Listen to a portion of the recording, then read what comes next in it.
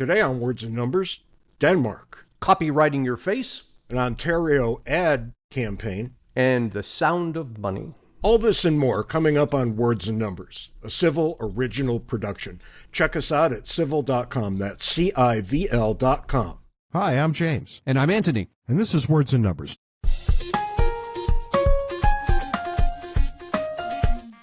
It's new and exciting in your world this weekend. One of our longtime listeners, Signa DeWind, sent me something from Facebook. Signa is not only a listener, she is a friend. Well, she is. I wanted to put in context. We've known her for, 10 years or more?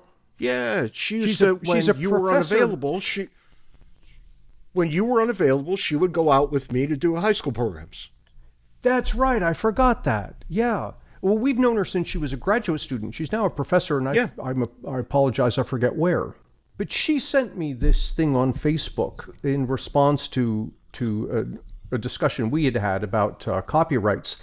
She says, Denmark proposes a copyright law that grants citizens ownership of their face, voice, and body to fight against AI deepfakes. And oddly enough, when I said Denmark, this is exactly what I wanted to talk about. So, great mind. We've got the same quick hit. So, great minds think alike, and you think like me too. These are two different things. Anyway, when I saw what's your the take headline, on it?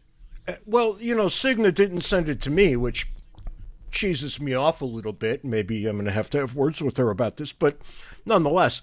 Well, she likes you and you're James, so. Just shut your pie hole. I saw it in the Guardian and in just kind of a standard news sweep that I do every day. And I thought, well, look at that. I finally have a thing that I can say is a perfectly reasonable and justified thing for government to do. Well, yeah, and I would agree with you. It falls under the heading of defining and protecting property rights. Property rights, exactly so. And if you don't have a property right in your person, then you don't have a property right in anything. Right? That just necessarily follows. Also, in a digital world, there might be more to having property in your person than just saying, I own myself and you can't enslave me. Maybe also my voice is something that I own as a property right. And sadly, my face and all the things I would say and do and think. And I remember having this conversation, a very odd conversation, with a number of women. And you'll see why it was specifically women I had this conversation with. I would ask them, what would be your response if you found out that somebody took your face and through electronic manipulation pasted it onto a porn star in a scene so it looked like it was you in that scene, and they were all horrified by the idea. And then I would tell them that technology already exists. Yep. There are people who might have already done this to you without your knowledge. And they claimed it was a violation. And I pushed hard, asking, how exactly is it a violation if it's not really you? And nobody really came up with the answer in those conversations that the Danes have come up with now, that you have a property interest in your name, likeness, and what's always the third thing, name, likeness, and image, that you can actually own those. And we've come around with college athletes to say you own your name, likeness, and image. So if you want to go, or if people want to hire you to be a spokesman, you don't lose your amateur sporting status because of that. It's name, likeness, image. Go nuts. And I think that's a more fair thing to tell college athletes. Then the college will benefit from your hard work and you'll get a free education that, let's face it, you're not interested in the first place. Right. Right. So I think the Danes are onto something here. Yeah, I don't disagree with the sentiment, and I may even agree with what they have in mind, but it raises some unintended consequence questions, which are, is it the case that if I'm then, let's suppose this law is in place, and I'm walking down the street and somebody happens to be videoing and I appear on their video, can I now sue and say, look, you're using me in this video? No, because that's a public thing, right? And we already have laws that cover that. But think of it this way. We have a listener out there. I'm not going to say his name, Jesse Hans. But Jesse sent me a file once of you saying a bunch of things that you... I know, I heard this. That you would never say. And he said, you should just do the podcast with this fake Anthony instead. He would say such smart things. And I thought, Jesse didn't really say that, but I really thought that. And somehow that would be wrong, right? To represent a thing as you that is not in fact you. Yeah, and it seems to me there's a big difference there, because if you're filming me walking down the street, you are capturing something that I did. It's real. It's true. But if you put me in this fake situation, it would be the same thing as me quoting something James Harrigan said, right, and me just making something up and saying James said this. That's right. And I don't think there's a lot of territory for unintended consequences here. Because there's one more I haven't said yet. All right, go ahead. What do you do in the case of twins? Well, I mean, look, that's always been a bit of a sticky wicket, hasn't it, over the many years. And I think you have to treat them the same way that we would treat any other individual. It's just going to be a lot harder to figure it out. Well, my immediate reaction is we got to decide which one owns the face. Well, they each... ultimately, that's the question, They each own their own face. It just so happens that they have the same face. For the most part, right? There are all kinds of little tiny things. But I take your point. Twins are difficult. But you don't allow the hard case to make the law. You allow the right case to make the law. And... Well, hang on a second. Because if you're going to say, okay, we'll deal with twins, then I say, okay, I take this picture of James and I put a birthmark on it. I say it's not James anymore. But it is. Well, it is. And it is, and we all know it is, right? Let's be reasonable here. I think the interesting thing here is going to be answering questions not from the present and the future, but the past. Can James Dean star in a new movie? Who owns James Dean? James Dean is long dead, right? Do people at some point go into the public domain? 100 years after I die, will it then be acceptable to make a James chatbot without asking anybody or compensating anybody? Those are the interesting questions that we're going to have to answer. But in the here and now, saying in the age of AI, you can't attribute to a person things that person did not say and then make something that's so utterly believable. And look, we've been talking about village idiots on and off over the last couple of months, and I keep an eye on them on Facebook especially. They will buy hook, line, and sinker any AI thing that you put up, even with obvious flaws. So what happens when AI no longer has obvious flaws? The village idiots are going to buy it, and they outnumber us. So, I mean, people are going to need some form of protection.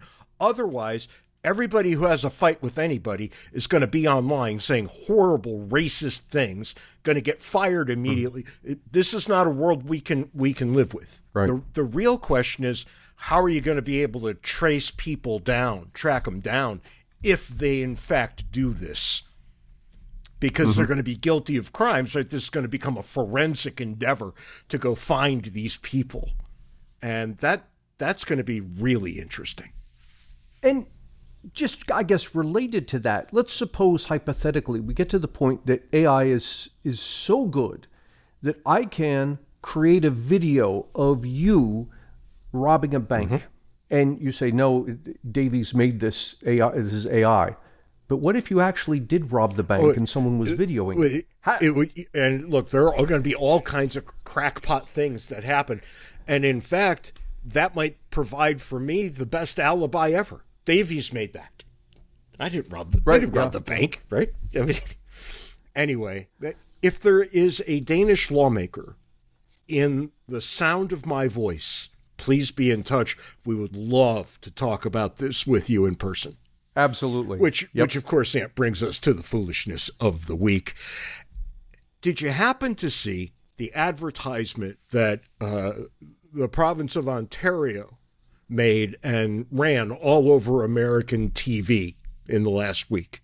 No. It was really great. It was Ronald Reagan talking about free trade. And one American, who you may or may not be able to guess, lost his ever-loving mind the minute this hit the air.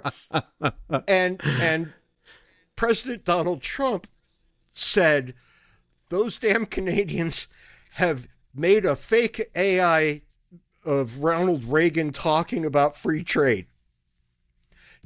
Wow, that was his response? Yes. Fake AI. Yes, not realizing that Ronald Reagan was, in fact, free trade. Anti-tariff. Free trade. So one of two things must be true. The president did not know that, or he did know it and lied about it.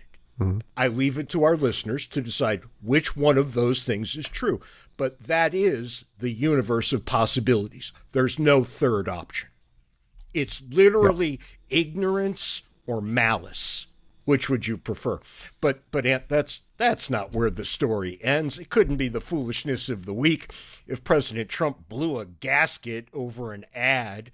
No. There has to be an action that comes along with it. And he said, because of said ad, I do hereby add 10% to the Canadian tariff. I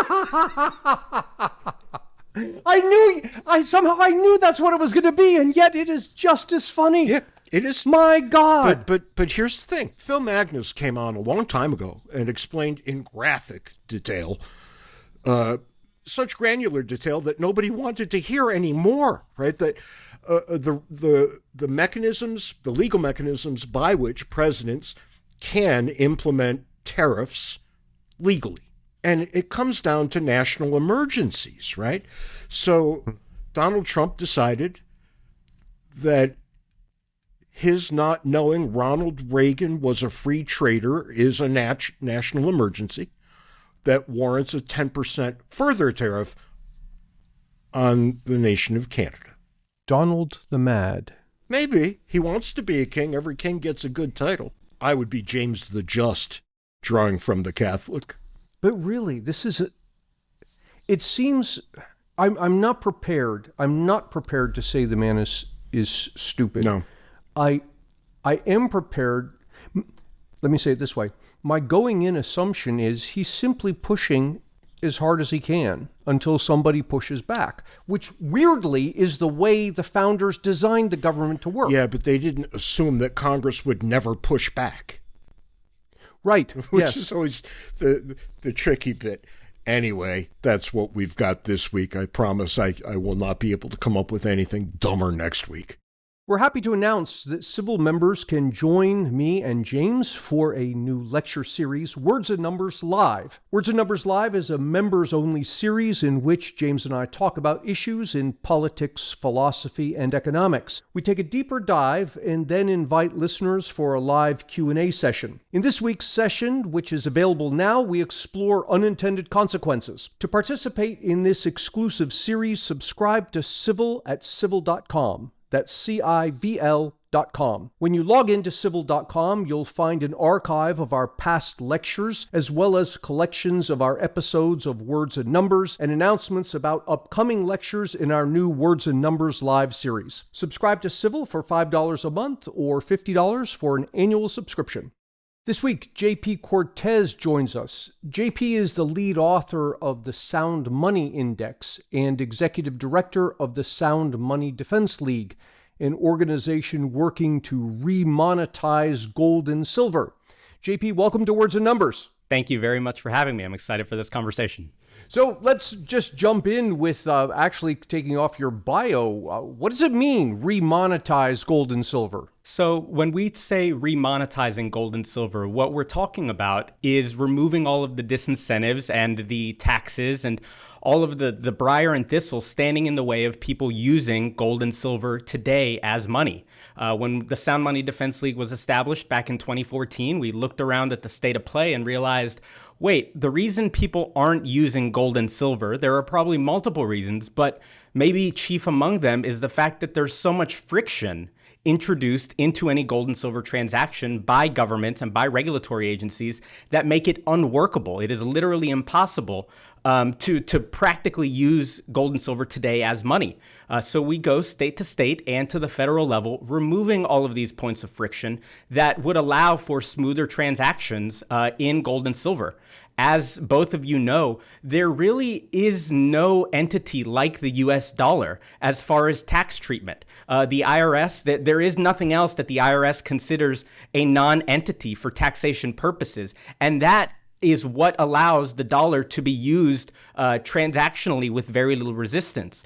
So to take that designation and then apply it to things that could actually and historically have been used as money, we are arguing, our hypothesis is that if given a choice, people would rather sound money, money that is tangibly backed, money that is subject to market forces over long term, over fiat money, which is government or money by edict, money by government, money that only has value because the government says it does. JP, if I may, what is the Sound Money Index? So the Sound Money Index, thank you for asking, is a yearly. You've come prepared. Of course.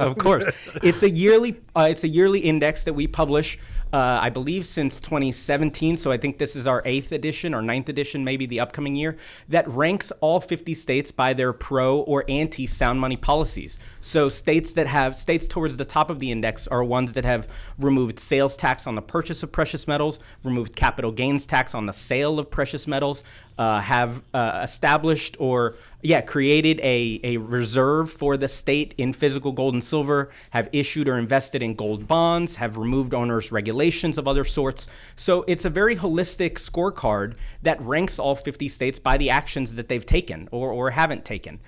So towards the top of the list, your Wyomings, your Idaho, Alaska, states like that, and then down towards the bottom, Vermont, New Jersey, California, states like that with high incidences of taxation, high rates at that. So it's been really interesting scoring this card for so many years and seeing which states have been proactive and which states have dithered down and haven't done really much of anything to promote sound money, protecting their own state coffers. Many states haven't gone as far as to protect their own state coffers with gold and silver, or even, like I said, removing the disincentives that stand in the way of individuals readopting their own gold standard if they wanted to. So you've answered the first question I wrote down, which is, what are the frictions? If I were to summarize, it's less friction means less restrictions on the buying and selling of gold, including but not limited to sales taxes. Yeah, I would say that's accurate. Taxes are certainly a big part of it. Go ahead. I'm sorry. So then my second question is, why? What's wrong with the U.S. dollar? Well, the U.S. dollar, as it exists today, the qualms that sound money advocates have against the U.S. dollar are there are several. They're multifaceted. The first being that fiat money, as it exists today, has an expiration date. It naturally is withering away because of the dilution, because of the perpetual printing of money by the federal government. This leads to the dilution of the purchasing power of each individual dollar. These are principles that we've known for a long time. If you were to add water to wine, each subsequent glass of wine would be less potent. And that is exactly what is happening here with the dollar. On top of that, it's this debt-enabled inflation that allows the government to commit things and to commit acts that it would never be allowed to if it had to get consent of the taxed. So the fiat system is what allows for wars of choice all over the world. It is what allows for a growing, bloated, inefficient bureaucracy. It is what allows for the Ponzi schemes that make up American entitlement systems today. All of these things are enabled by a Federal Reserve system. So when you look at how the functionality of all this, you can see that the fiat dollar, the Federal Reserve note, which is commonly described as the US dollar incorrectly, but the Federal Reserve note allows for, it is the chief counterfeiter that allows for all of the other abysmal, atrocious things that government can only do because it has a printing press, because it can print and spend at will. So by constraining a government, keeping it from doing this, what we'll see is that, one, individuals and institutions will be able to plan long-term better. You can enter 10, 20, 30-year arrangements because you can reliably count on the value of the dollar being generally stable. That's the only reason you can do this. If you were worried about hyperinflation, if you were worried about your dollar losing value, you wouldn't be able to plan that far ahead. So first, sound money provides that. It provides the ability for long-term planning. And like I said, the second is that it acts as a bulwark. It protects against the government that would otherwise spend and act extrajudiciously and outside of its constitutionally granted means. Let me push back a little bit. When you talk about the stable value of gold versus the dollar, I can't help but remember that back in the 80s, the price of gold rose to 800 and then crashed and then didn't regain that 800 level for 20, 25 years. And so I look at that and I say, what are you talking about stable value? I would say that you're absolutely right. In that short term, there are corrections that happen to the price of gold. But I think long term, we've seen it hold up. And you can see that, for example, in the work of academics who I'm sure you're familiar with. Economist Lawrence White talks about how, Dr. White talks about how gold has a mean reversion property that goes underappreciated. Built into the economics of gold mining are pressures that hold the value, or at least keep it from drifting way up high indefinitely or way down low indefinitely. Gold and silver has a mean reverting property because of the fact that there are costs associated with mining. That keeps gold and silver approximately at around the same level. And you're right. So, for example, you can see examples throughout history where, for example, the California gold rush, where massive increases in the price, in the supply of gold were met with short-term fluctuations, but long-term these all revise or revert back down to the mean or to a stable average. So you're right. To answer your question again, short-term you run into risks like that, but so that is the answer. So long-term gold and silver hold up very much better than fiat, and that is what allows it to be good money. That's what makes it preferable to a dollar that is perpetually devaluing, among other things, I should say. So we started with hard money, then went to gold, then went to gold and silver. So do we also include platinum and palladium? Is it just gold and silver? Do we edge out into things like baskets of commodities or Bitcoin?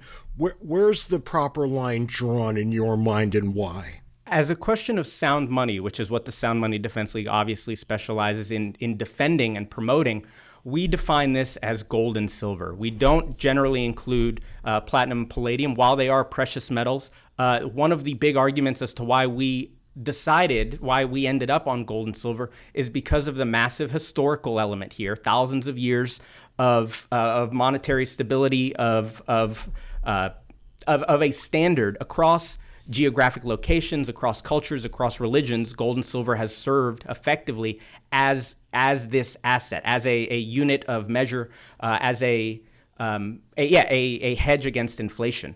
The other side is that constitutionally, when I'm talking to legislators, when I'm speaking, giving testimony at committee hearings or speaking to legislators, the points that I'm making are largely constitutional. I can tell you that in Article 1, Section 10 of the U.S. Constitution, it says that no state shall make anything but gold and silver coin a tender in the payment of debts. So when I talk to legislators who have put their hands on a Bible and swore an oath to the United States Constitution, I can tell them, hey, in this document that you pledged an oath to is a mandate to make sure that nothing but gold and silver is money.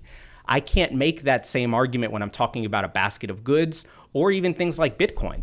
Going back to Dr. White's argument addresses Bitcoin in that way. Part of what makes, like I mentioned, the mean reverting property of gold and silver, part of what makes that functional or appealing versus other assets that could potentially function as money are that there is a market element to this. Whereas Bitcoin has no response to any changes in supply or any changes in demand because it has a fixed supply. We talk about gold and silver having a fixed supply. That's actually a little bit of a misnomer. It has a supply that's variable, but it's minimal and it's dependent on, like I said, the economics of mining. So to me, that's just another strong reason why gold and silver are well suited to function as money, because to be sure, gold and silver in and of themselves have no inherent value. There is nothing special about gold and silver, but that they have strong properties that you would want in a long-standing money. That is ultimately what makes gold and silver special, that it's fungible, that it's divisible, that it's scarce, so on and so forth. And these properties make good money, especially when you compare that or juxtapose that to a paper money, a government scrip. Let me back you up just a step, because you said something interesting, right? You said, drawing from Article 1, Section 10, that no state shall. But your real argument here isn't with the states. Your argument is with the federal government and fiat money. So how do you reconcile these two halves of the coin you're dealing with? You are completely right, and that's not something that people typically understand. So good on you, James, for catching that. You're completely right. The dysfunction, the monetary dysfunction that we live under today is largely the result of the Federal Reserve and acts of Congress. We know that the dysfunction stems from that level, but that doesn't mean that states have to sit idly by while the purchasing power of their money is sapped away by the federal government, or in the case of the Federal Reserve, a private banking cartel. The states can take actions to mitigate some of this damage. Like I mentioned, a lot of this has to do with freeing up the lifeboats. The few remaining lifeboats that exist are currently shackled, again, with taxation and regulation. So to remove this is to, the goal is to enact a Hayekian conception of denationalization of money, creating a market for money that is not dependent on things like legal tender status, which is what the U.S. Federal Reserve Note enjoys today, which is a government designation that was completely made up in order to imbue monetary properties on something that does not naturally possess them. Legal tender as a concept would not exist if it not for the government trying to fool people out of using real money and using their paper money. That is the origins in the United States, of course, starting at the Civil War. Lincoln needed to fund the Civil War. He didn't have enough gold, so he had to print goldbacks. And we know the history of goldbacks in regards to their purchasing power that was zapped to nothing. I think like we said, the states are not the primary culprit here, but there are things that they can do. And importantly, we've seen throughout other issues, not just sound money, good policy tends to percolate upwards. It's hard. It's really hard to pass policy at the state level and at the federal level. To pass legislation at the federal level means needing to be extremely connected, and individuals, just considering the efficacy of political, of participating in politics.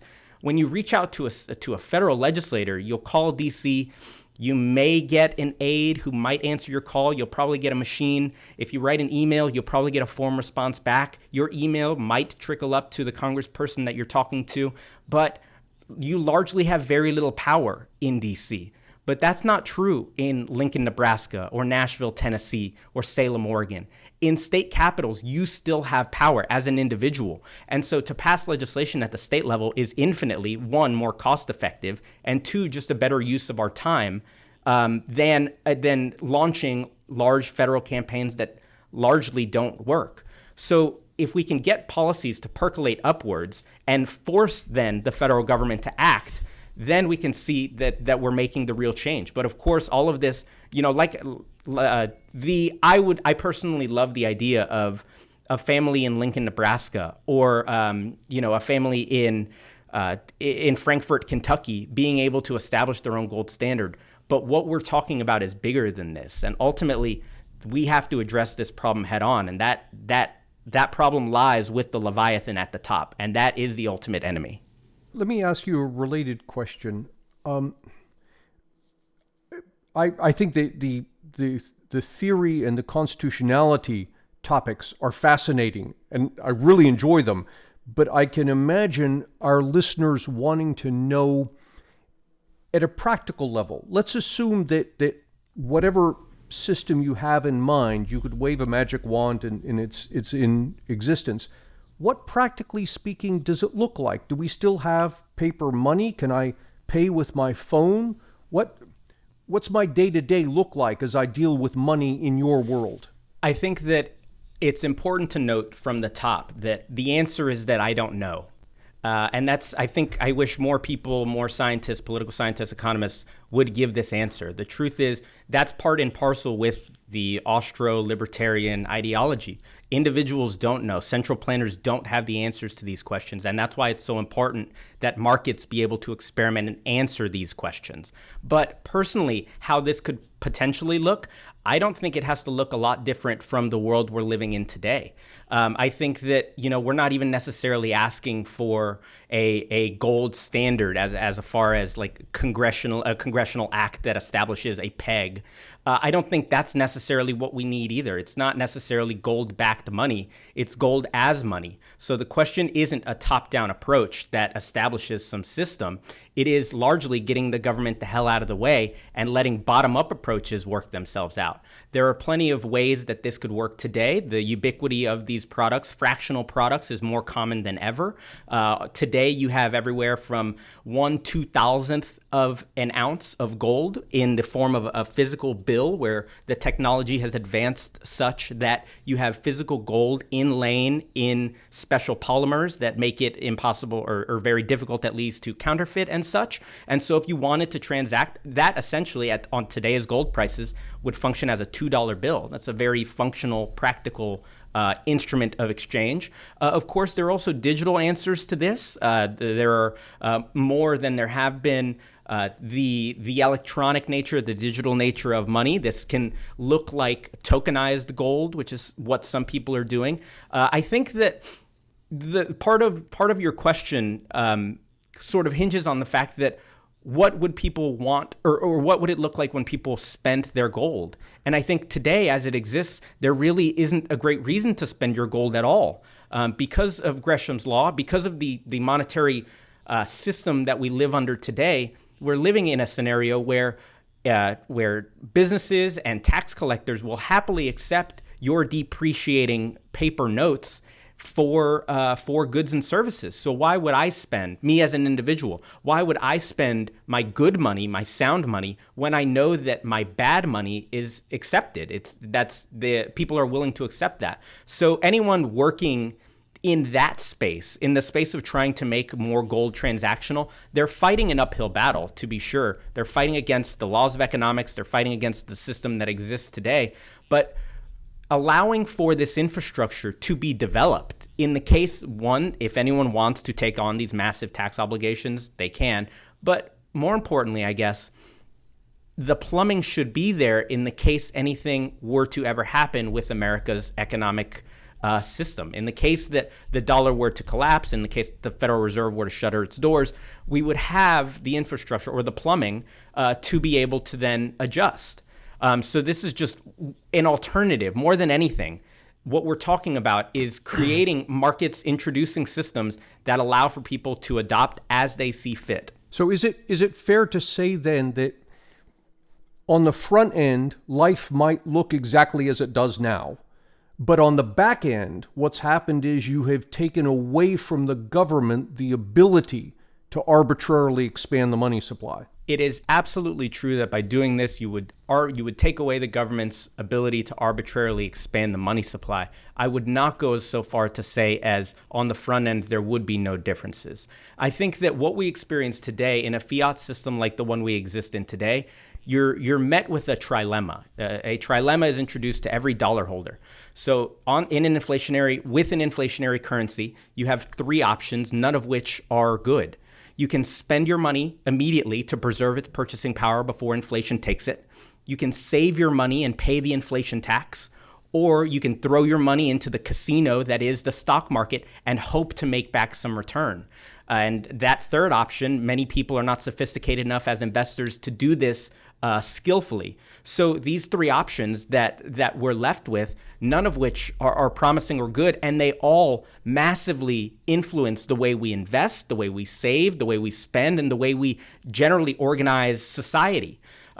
So what we have today, this depreciating currency, it breeds consumerism, it breeds waste, and of course you can see that on the government, on the federal level. It breeds things like war, it breeds dishonesty, and that trickles down societally. Individuals are largely, or many individuals, many times, it can be a reflection. This society and culture trickles down from government. And so when you have a dishonest government that's regularly engaging in dishonesty, in counterfeit, in lying, and stealing, in unconstitutional war around the world, funding it, if not actively fighting it, what we've seen here is a massive impetus, a massive reason today to address this problem head on. And historically, the answer has been gold and silver. And that's in part why we are choosing to promote this and why gold and silver have been the focus of the monetary system we wish to see. James and I are delighted to be working with Civil. For years, we have been pushing people to think about how we can make the world a better place. Civil's mission of upgrading society fits exactly with what James and I have been talking about for years. Civil helps us by allowing us to do what we do best, which is researching topics that are important and communicating these to our listeners in a way that we hope they find enjoyable. To see Civil's extensive list of content, including our podcast Words and Numbers and our new lecture series Words and Numbers Live, visit civil.com. That's CIVL.com. I have a very strange question. You might not have any thoughts on this at all, but unless you have the greatest genes in the history of the gene pool, you're probably a bit younger than myself and Anthony. And Ant and I are just old enough to remember United States silver certificates. They were almost gone by the time we were able to go to the store with $1 or two. Once in a while, you'd get one as change. Yeah. Every now and again. And they went out of fashion in 1964 when we took silver out of the coin that we were using. But wouldn't it be interesting if we had two kinds of dollars? Right, the gold or silver backed dollar and the fiat nonsense that we have now, and just let the market decide what was worth what. Well, let me jump in because JP mentioned Gresham's Law, which I wanted to mention for our listeners. Gresham's Law roughly boils down to if you have two competing currencies like you just described, James, people are going to use the one that they consider less valuable. Get rid of it. You want to hold on to the other one. Well, they'll do that until it's worth absolutely nothing. Right, yeah. Then you've got no choice. That's right. I would suggest, different topic, but I would suggest that might be what's happening with Bitcoin.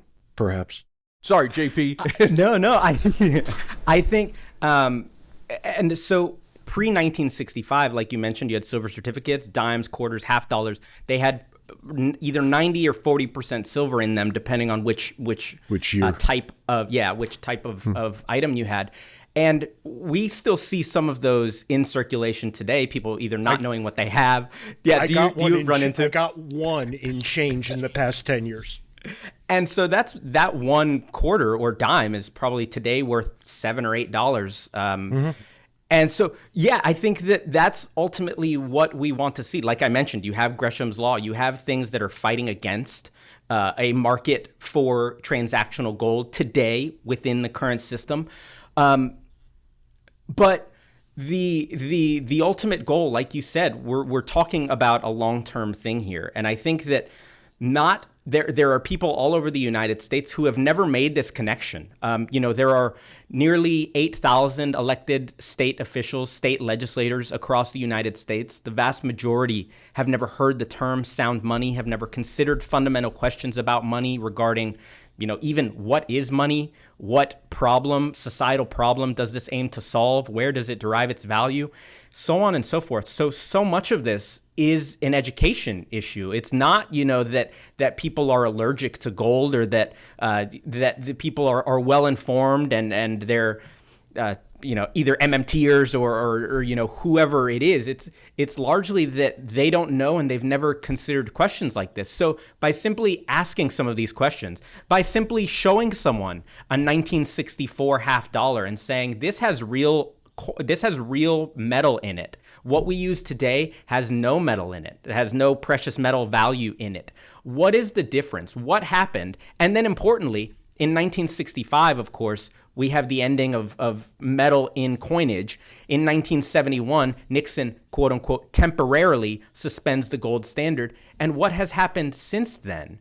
We've seen an explosion the way free marketers and Austrians predicted. We've seen an explosion in deficits and debt. We've seen the purchasing power of the dollar go down. And we've seen wars all around the world fought and funded by a country that has very little business fighting and funding these wars.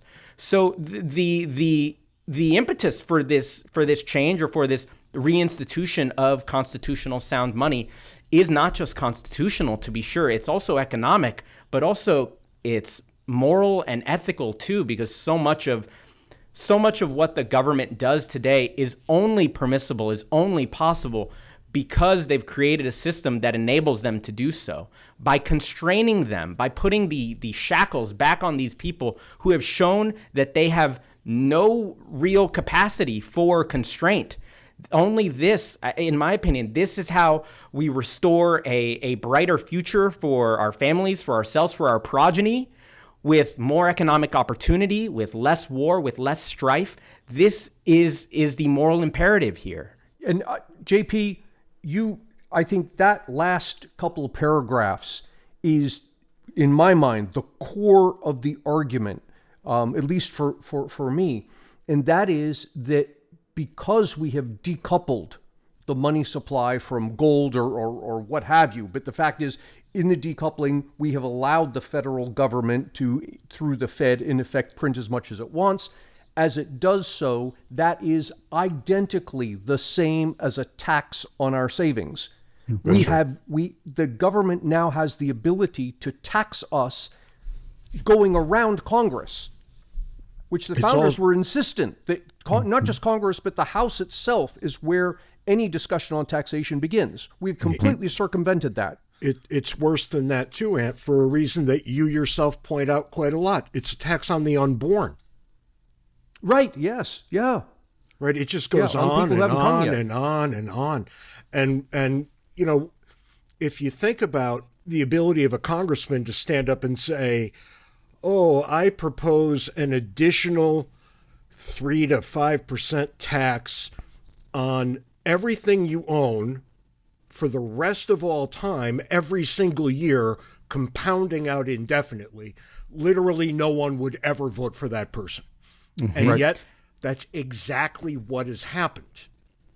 Mm-hmm. And that's part of what makes this so problematic, because it is, in fact, so insidious. And not one in a million can identify the root cause of the theft that's taking place here. It's ingenious, and it enables the worst things that the most horrible people around us, politicians, I say that in jest, I know there are worse people, it enables...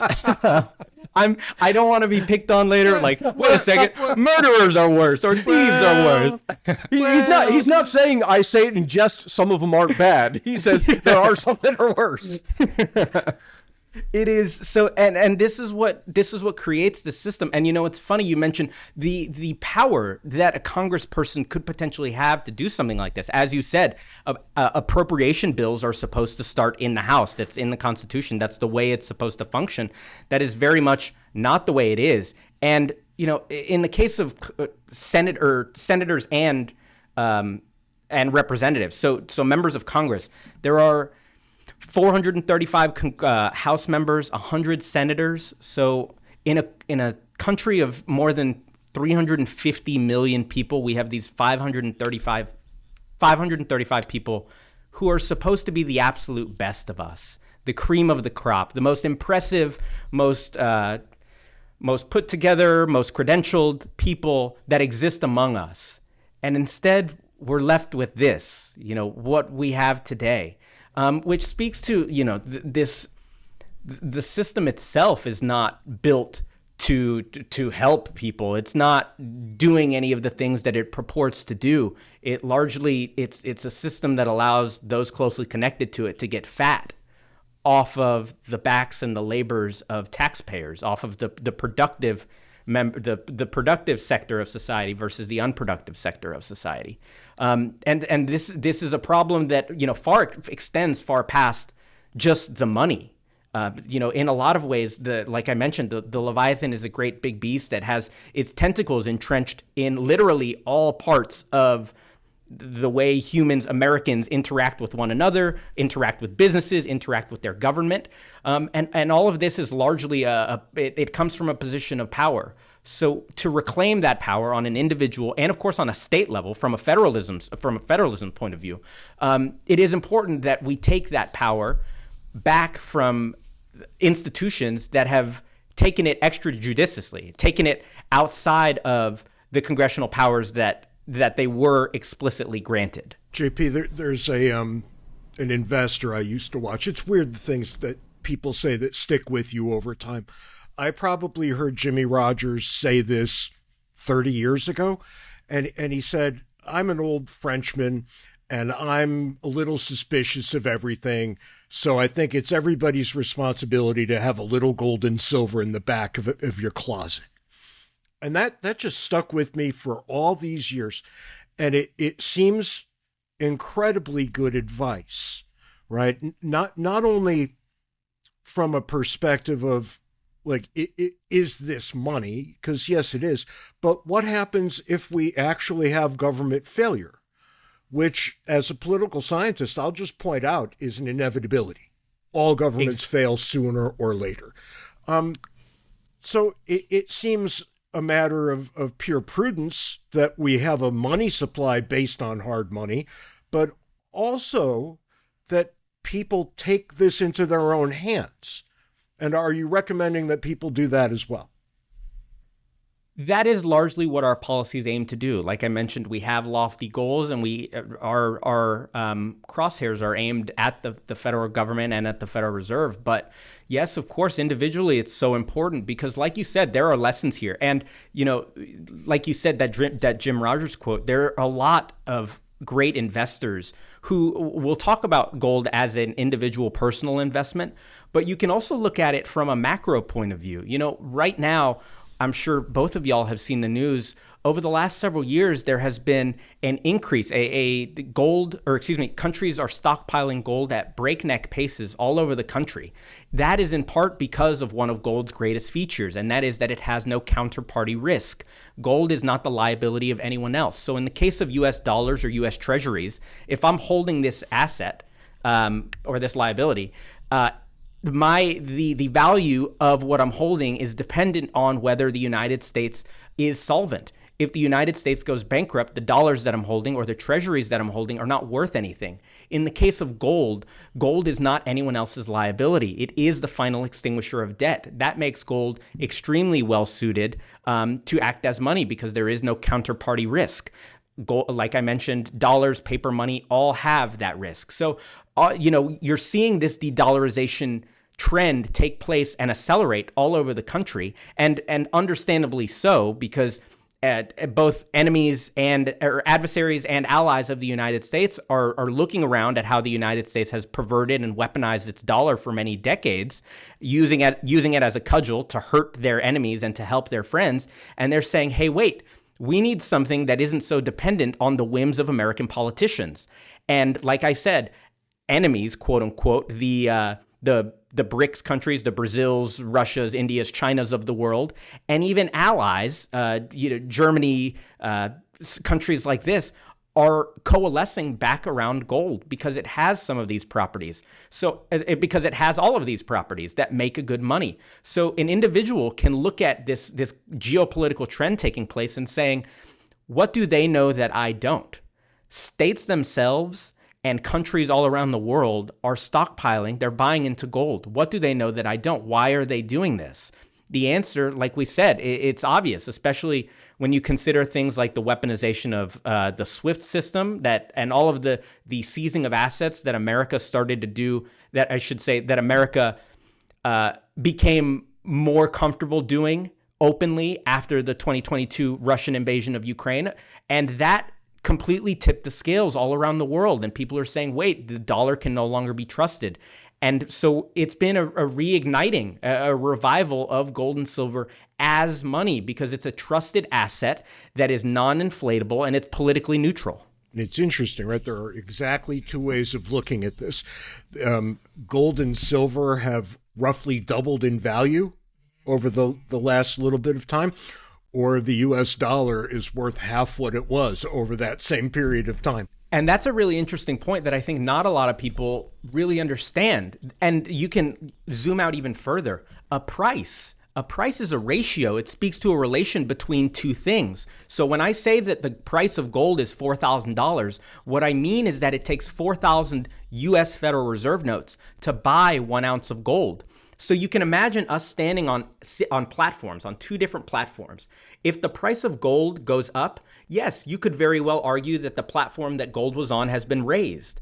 But that's not the only possibility. It's equally as possible. And in a fiat environment like what we're living in today, what we're seeing is the price of gold is actually the devaluation, the manifestation of a loss of purchasing power of the dollar. The platform that the dollar is going on is going lower. Gold is not becoming more valuable. And that's an important thing that I think not a lot of people think about, in part because we're very privileged here in the United States to live under the global reserve currency, to have the financial infrastructure that we live with today. We don't have to do conversions. We don't typically do that kind of the mental process that many other countries do all around the world, making them more apt or more suited to think, hey, wait, this is a ratio, and so there are different potential meanings for what it means when the price of gold goes up. Right. Yeah, James, I think that's a great point that I think is super underappreciated. Most of our listeners will know that I once lived in Iraq, and in Iraq there was a very large, thriving gold market, and people would take their pay the day they got it and walk right over to the gold vendors and trade their pay for gold. Because here's what had happened over the years.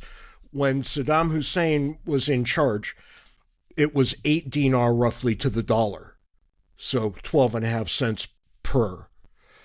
By the time I got there in 2010, 1,000 dinar was worth 18 cents. It had lost all of its value. When in the vernacular, people carved 3 zeros off when they told you how much you owed. And it still is like that. Sooner or later, they'll swap them out for, an adjusted version. But that just bakes the inflation right in. And gold was the only way around that for these people. And it creates a situation so desperate. It's very easy to talk about supply and demand charts, mean reversions, dot plots. There are real humans on the other side of all of these policy decisions, and That's people right. who can not only can they not already afford basic necessities, food, shelter, medicine. At least here in the United States, we are making it intentionally in their mission statement. is the spoken goal of making it 2% harder year over year for people already on the poverty line to afford their basic necessities. This is in a best case scenario. Yes, of course. That's the best.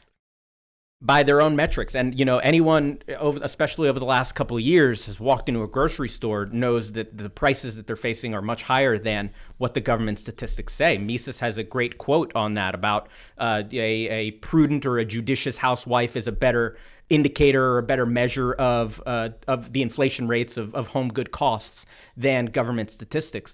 And so, you saw, especially over the last couple of years, people doing things like repurchasing their Amazon carts. Do you guys remember where people would pull up an Amazon cart that they had ordered back in 2019 and repurchase the exact same thing to find that it was 60% more expensive, 70. And so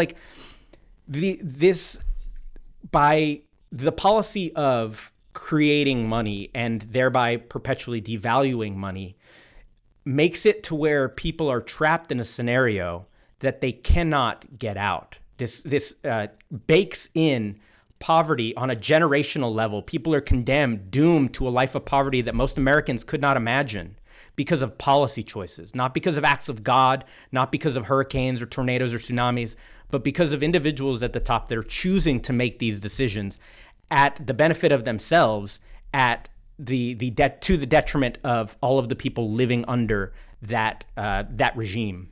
It's interesting, JP. I mean, we've been dancing around saying something. Money is literally whatever we agree money is, right? John Locke referred to gold as a shiny yellow metal, and said that there's obviously no particular reason it should be this.